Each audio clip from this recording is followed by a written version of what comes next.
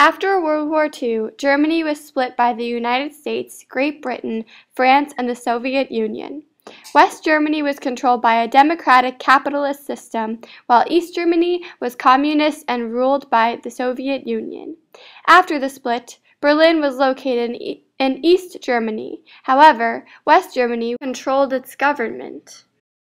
On June 24, 1948, East Germany cut off all trade to the western parts of the city, leaving those trapped in West Berlin without food or supplies. The United States had three options. The first option was to retreat from Berlin, which Truman's top advisors favored.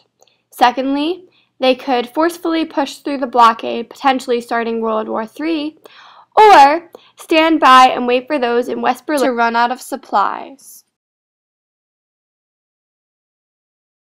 About every hour, a plane took off from West Germany with supplies, heading for West Berlin. This event is known as the Berlin Airlift.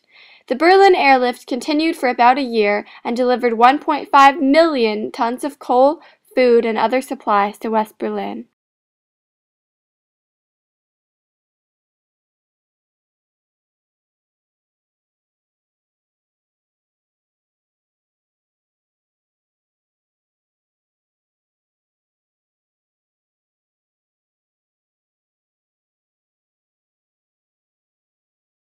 The Berlin Wall is a physical representation of Winston Churchill's idea of the Iron Curtain.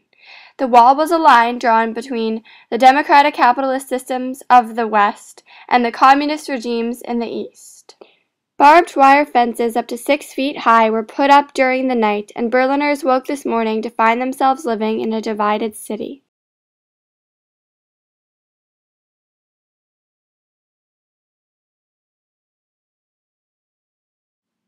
After 28 years, the tides began to change.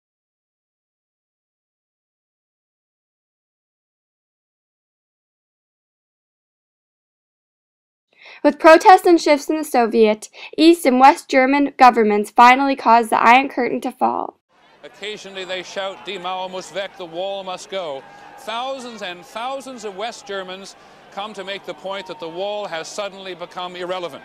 Something, as you can see. Tonight in Berlin, it is Freedom Night, but some of the celebrants appear to have gone too far, and some had to be dragged away. This is the east side of the Brandenburg Gate, where thousands of East Berliners have been crossing into freedom all day long. Many stop and perch precariously on top of the wall, celebrating an end to isolationism from their neighbors. They've been dancing and drinking and setting off fireworks. We don't quite know what happened to these people, whether they were in a fight or whether they just fell, but in any event, they did have to be carried away by the East Berlin police.